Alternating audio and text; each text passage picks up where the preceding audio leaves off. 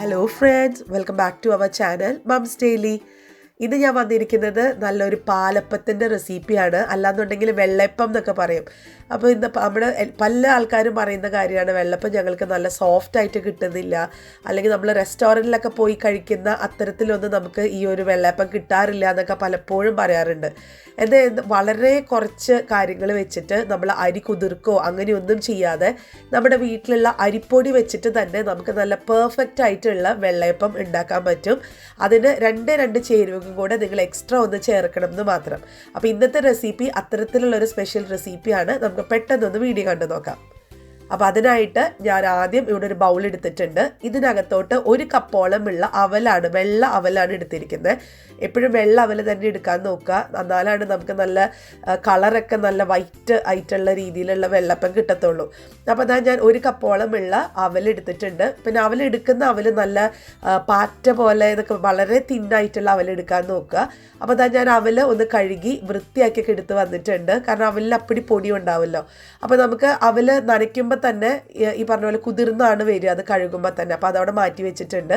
ഇനി മിക്സിയുടെ വലിയ ജാറിനകത്തോട്ട് ഞാനൊരു 1.25 കപ്പോളം ഉള്ള അരിപ്പൊടി, ഇത് വറുത്ത അരിപ്പൊടിയാണ്. ഇനി വറുക്കാത്ത അരിപ്പൊടിയിലാണെങ്കിൽ നിങ്ങൾക്ക് ഉണ്ടാക്കാൻ പറ്റും.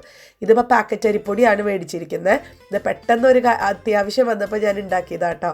അപ്പോൾ ഇനി ഇതിനകത്തോട്ട് ഇനി ചേർക്കുന്നത് നമ്മൾ നേരത്തെ കുതിർത്ത് വെക്കേണ്ട കാര്യമൊന്നുമില്ല. ആ അവൽ തന്നെയാണ് നമ്മൾ ജസ്റ്റ് ഒന്ന് കഴുകി വൃത്തിയാക്കി വെച്ചിട്ടുള്ള അവൽ ചേർത്തിട്ടുണ്ട്.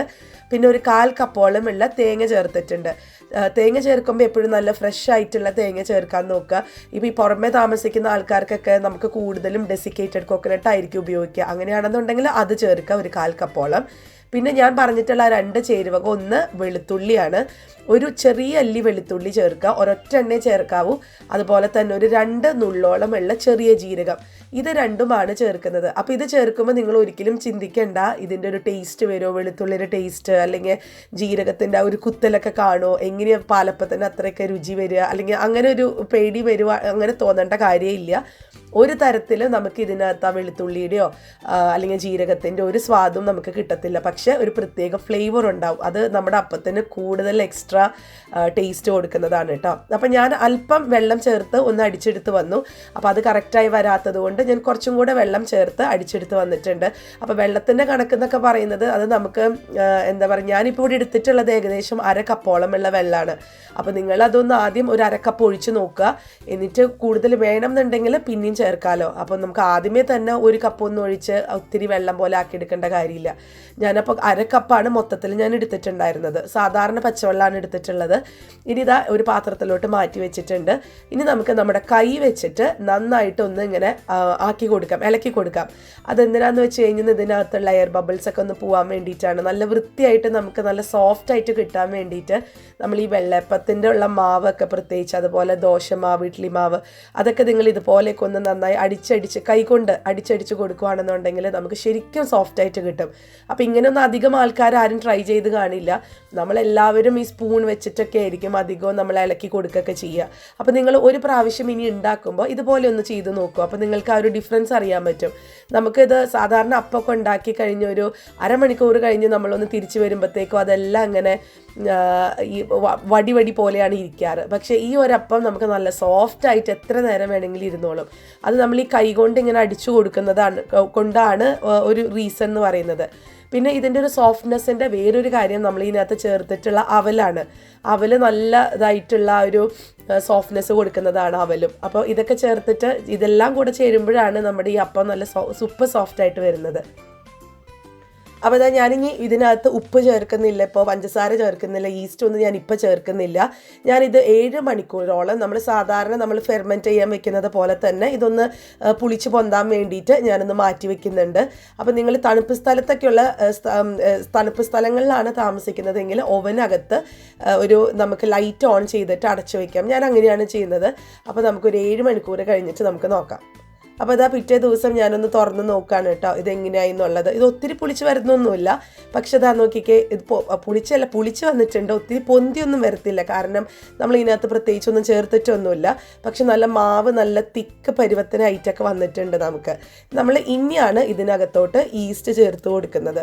അപ്പോൾ ഈസ്റ്റ് കഴിക്കാൻ ഇഷ്ടമില്ലാത്ത ആൾക്കാർക്കൊക്കെ വേണ്ടിയിട്ടുള്ള റെസിപ്പി ഞാൻ ഇട്ടിട്ടുണ്ടായിരുന്നു. അപ്പോൾ അതിൻ്റെ റെസിപ്പി നിങ്ങൾ ആ വീഡിയോ ഒന്ന് പോയി കണ്ടു നോക്കുക. അപ്പോൾ ഈസ്റ്റ് ഇല്ലാതെ നമുക്ക് അപ്പം ഉണ്ടാക്കാൻ പറ്റും കേട്ടോ. അപ്പോൾ അതാ ഞാൻ ഈസ്റ്റ് കലക്കാൻ വേണ്ടിയിട്ട്, ഇത് ഞാൻ എടുക്കുന്നത് ഇൻസ്റ്റൻറ്റ് ഈസ്റ്റ് അല്ല. ഇൻസ്റ്റൻറ്റ് ഈസ്റ്റ് ആണെങ്കിൽ നമുക്ക് നേരിട്ട് തന്നെ ആഡ് ചെയ്താൽ മതി. ഞാൻ ഡ്രൈ ഈസ്റ്റാണ് എടുക്കുന്നത്. അപ്പോൾ അതുകൊണ്ട് നമ്മൾ ചെറുതായിട്ട് ചെറു ചൂടുവെള്ളം എടുത്തിട്ടുണ്ട്. അതിനകത്തോട്ട് ഇതാ ഒരു 1/2 ടീസ്പൂണോളം പഞ്ചസാര ചേർത്ത് കൊടുത്തിട്ടുണ്ട്.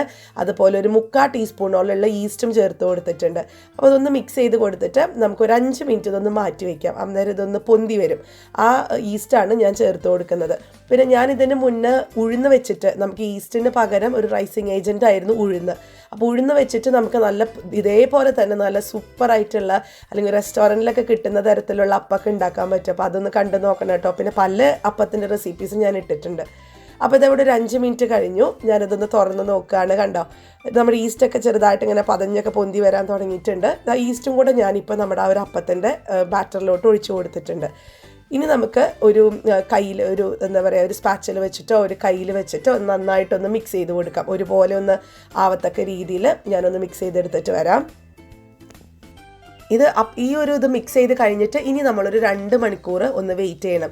അപ്പോൾ നമ്മൾ ഈ അപ്പം ഉണ്ടാക്കുന്നതിൻ്റെ ഒരു 2 മണിക്കൂർ മുന്നേ നമ്മൾ രാവിലെ എഴുന്നേറ്റ് ഉടനെ വന്നിട്ട് ഇതുപോലെ ഈസ്റ്റ് ലേറ്റായിട്ട് ചേർക്കുകയാണെന്നുണ്ടെങ്കിൽ നമ്മുടെ അപ്പം നല്ല സോഫ്റ്റ് ആവുന്ന മാത്രമല്ല, നമുക്ക് കുറേ നേരം പെട്ടെന്നൊന്നും ഇത് വടിയായി പോകത്തില്ല. എപ്പോഴും നല്ല സോഫ്റ്റ് ആയിട്ട് തന്നെ ഇരിക്കും.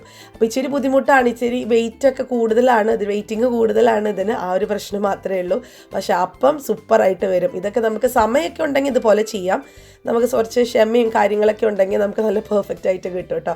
അപ്പോൾ ഇപ്പോൾ ഒരു 2 മണിക്കൂറും കൂടെ കഴിഞ്ഞു. ഞാനൊന്ന് തുറന്ന് നോക്കുന്നുണ്ട്. അപ്പോൾ മാവ് ഇവിടെ ഇപ്പോൾ തണുപ്പൊക്കെ ഉള്ള സ്ഥലമായതുകൊണ്ട് നമുക്ക് ഒത്തിരി ഇങ്ങനെ പൊങ്ങി വരത്തൊന്നുമില്ല. ഞാൻ ടേസ്റ്റ് ചെയ്ത് നോക്കിയപ്പോൾ പുളിച്ചിട്ടൊക്കെ വന്നിട്ടുണ്ട്. ആ ഒരു നമ്മൾ അപ്പത്തിൻ്റെ ഒക്കെ ഒരു പെർഫെക്റ്റ് കണ്ടീഷനിൽ വന്നിട്ടുണ്ട്. അപ്പോൾ ഈ ഒരു സമയത്ത് ഞാനിത് ഒന്നും കൂടെ ഒന്ന് മിക്സ് ചെയ്തിട്ട് ഇതിനകത്തോട്ട് നിങ്ങൾക്ക് പഞ്ചസാര ഇഷ്ടമാണെന്നുണ്ടെങ്കിൽ ഇപ്പോൾ പഞ്ചസാര ചേർക്കാം. ഞാനിപ്പോൾ ആദ്യം ഇച്ചിരി ഉപ്പ് ചേർത്ത് കൊടുക്കുന്നുണ്ട്. നമ്മൾ ഇതുവരെ ഇതിനകത്ത് ഉപ്പെന്ന് പറഞ്ഞൊരു സംഭവമേ ചേർത്ത് കൊടുത്തിട്ടില്ല. അപ്പോൾ ആവശ്യത്തിനുള്ള ഉപ്പ് ചേർത്ത് കൊടുക്കുക. അതുപോലെ തന്നെ പഞ്ചസാരയും ചേർത്ത് കൊടുക്കുന്നുണ്ട്. പഞ്ചസാര നിങ്ങൾക്ക് ഇഷ്ടമുണ്ടെങ്കിൽ മാത്രം ചേർത്താൽ മതി. ഞാനിപ്പോൾ ഇവിടെ കുഞ്ഞുങ്ങളൊക്കെ ഉള്ളത് കൊണ്ടാണ് ഞാൻ പഞ്ചസാര ചേർത്ത് കൊടുക്കുന്നത്. പിന്നെ ഇന്നിപ്പോൾ ഇവിടെ ഞങ്ങൾ അപ്പത്തിന് സ്റ്റ്യൂവും അതുപോലെ ചിക്കൻ കറിയൊക്കെയാണ് ഉണ്ടാക്കുന്നത്. അപ്പം ഞാൻ സത്യത്തിൽ ഈ ഒരു റെസിപ്പി അങ്ങനെ ഉണ്ടാക്കാറില്ല. ഒത്തിരി സമയമൊക്കെ ഉള്ളൊരു ദിവസം ശനി ഞായറൊക്കെയാണ് ഉണ്ടാക്കാറുള്ളത്. ഇപ്പം എല്ലാവർക്കും തിരക്കല്ലേ, ജോലി തിരക്കൊക്കെ ആയതുകൊണ്ട് എല്ലാവർക്കും പെട്ടെന്ന് ഉണ്ടാക്കുന്ന റെസിപ്പി അല്ലേ ഇഷ്ടം. അപ്പം എന്നോട് 2-3 പേര് ചോദിച്ചായിരുന്നു, കുറച്ച് നമ്മൾ ട്രഡീഷണലായിട്ട് നല്ല രീതിയിൽ സമയമെടുത്ത് നമുക്ക് അപ്പം ഉണ്ടാക്കുന്നത് എങ്ങനെയാണെന്നുള്ളത്. അപ്പോൾ അതും അരിപ്പൊടി വെച്ചിട്ട് തന്നെ ചെയ്യണം എന്നാണ് കുറേ പേര് എന്നോട് പറഞ്ഞിട്ടുണ്ടായിരുന്നത്. അതുകൊണ്ടാണ് ഞാൻ അരിപ്പൊടി ആയിട്ട് ചെയ്തത്. അതല്ല നിങ്ങൾക്ക് ഇനി അരി കുതിർത്ത് ചെയ്യണമെന്നുണ്ടെങ്കിൽ അതുപോലെ ഇതേ പ്രൊസീജിയർ തന്നെ, അന്നേരം അരി ഒന്ന് കുതിർക്കാൻ വേണ്ടി വെക്കണം എന്ന് മാത്രം കേട്ടോ. അപ്പോൾ ഇനി നമുക്ക് ഇതിനകത്തോട്ട് ഉപ്പും പഞ്ചസാരയും ഒന്ന് ചേർത്തുകൊണ്ട് ഒന്ന് ഇളക്കിയിട്ട് വരാം. അപ്പോൾ ഉപ്പ് നിങ്ങളുടെ ആവശ്യത്തിന് ചേർക്കുക. ഏകദേശം ഒരു 1/4 ടീസ്പൂണോളം താഴെ, അത്രയൊന്നും വേണ്ട. നമുക്കറിയാമല്ലോ, എത്ര സ്ഥിരം ഉണ്ടാക്കുന്ന ആൾക്കാർക്ക് അറിയാൻ പറ്റും. ഒരു ഒരു 3, 4, 5 നുള്ള് അത്രയും മതി. നമ്മുടെ ഒരു ഇഷ്ടത്തിന് ഒരു ജസ്റ്റ് ഒന്ന് ബാലൻസ് ചെയ്യാൻ വേണ്ടിയിട്ട്.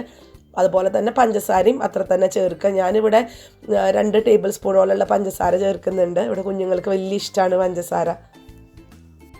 അപ്പോൾ അത്രയേ ഉള്ളൂ, നമ്മുടെ ബാറ്റർ ഇവിടെ റെഡിയാണ്. ഇനി അതല്ല, നിങ്ങളിപ്പം ഈ തേങ്ങ ചേർക്കാൻ നിങ്ങൾക്ക് തേങ്ങയില്ല, പെട്ടെന്ന് തേങ്ങ അരയ്ക്കാനൊന്നും ഇല്ലാന്നുണ്ടെങ്കിൽ അത് തേങ്ങയില്ലാതെ നിങ്ങൾക്കിത് ഉണ്ടാക്കാൻ പറ്റും. അന്നേരം ലാസ്റ്റ് ഈ ഒരു സമയത്ത് നിങ്ങൾ 1 ടേബിൾ സ്പൂണോളമുള്ള വെളിച്ചെണ്ണ ഒന്ന് ഒഴിച്ചിട്ട് നന്നായിട്ടൊന്ന് മിക്സ് ചെയ്തിട്ട് ഉണ്ടാക്കി കഴിഞ്ഞാൽ നമുക്ക് ഈ ഒരു ടേസ്റ്റൊക്കെ കിട്ടും കേട്ടോ. അപ്പോൾ ഇനി നമ്മൾ വേറെ ഒന്നുമില്ല, സാധാരണ ചെയ്യുന്നത് പോലെ അപ്പത്തിൻ്റെ മാവൊന്ന് കോരി ഒഴിച്ച് അതൊന്ന് ചുട്ടെടുക്കുകയാണ് ചെയ്യുന്നത്. ശരിക്കും നമ്മൾ റെസ്റ്റോറൻറ്റിലൊക്കെ പോയി കഴിഞ്ഞാൽ നമുക്ക് എങ്ങനെയാണ് ഒരു അപ്പം കിട്ടുക, അതേപോലെ തന്നെ അതേ പെർഫെക്ഷനിൽ നമുക്ക് കിട്ടും. കണ്ടോ, അതിൻ്റെ കളറാണെങ്കിലും അതെ, അതിൻ്റെ അരുത്തൊക്കെ വരുന്ന ഒരു ബ്രൗൺ കളറൊക്കെ ആണെങ്കിലും അതെ, നല്ല പെർഫെക്റ്റ് ആയിട്ടിരിക്കും. എത്ര നേരം വേണമെങ്കിലും ഇത് സോഫ്റ്റ് ആയിട്ടിരിക്കും. അത് നമ്മൾ ആ കൈ കൊണ്ട് ഇങ്ങനെ അടിച്ചു കൊടുക്കുന്നത് കൊണ്ടാണ്. അപ്പോൾ ഞങ്ങൾക്ക് ഇന്നിവിടെ ചിക്കൻ കറിയും സ്റ്റൂ ഒക്കെ കൂട്ടിയിട്ടാണ് ഈ അപ്പം ഉണ്ടാക്കുന്നത്. നിങ്ങളെല്ലാവരും ഒന്ന് ട്രൈ ചെയ്ത് നോക്കുക, നിങ്ങൾക്ക് ഉറപ്പായിട്ടും ഇഷ്ടപ്പെടും. പ്രത്യേകിച്ച് ആ വെളുത്തുള്ളിയുടെ ഒരു ഫ്ലേവർ, ഈ ജീരകത്തിൻ്റെ ഒക്കെ ഒരു ചെറിയതായിട്ടുള്ളൊരു ഫ്ലേവർ എന്നാണ് നമുക്ക് കിട്ടുക. പക്ഷെ അത് പെട്ടെന്നൊന്നും മനസ്സിലാവത്തൊന്നുമില്ല അതാണെന്നുള്ളത്. അത് നമ്മുടെ ഒരു രുചി കുറച്ചൊന്ന് കൂട്ടും എന്ന് മാത്രം. അപ്പോൾ എല്ലാവരും ട്രൈ ചെയ്ത് നോക്കിയിട്ട് എങ്ങനെയുണ്ടെന്ന് അറിയിക്കുക. അതോടൊപ്പം നിങ്ങളുടെ കമൻറ്റ് ചെയ്യാനും മറക്കരുത്, ലൈക്ക് ചെയ്യാനും ഷെയർ ചെയ്യാനും ഒന്നും മറക്കരുത്. പിന്നെ നമ്മുടെ ഈ ചാനൽ നിങ്ങൾ ആദ്യമായിട്ടാണ് കാണുന്നതെങ്കിൽ സബ്സ്ക്രൈബ് ചെയ്യാനും മറക്കരുത് കേട്ടോ. അപ്പോൾ അടുത്തൊരു വീഡിയോ ആയിട്ട് ഉടനെ കാണാം. അൻറ്റിൽ ദെൻ ബൈ.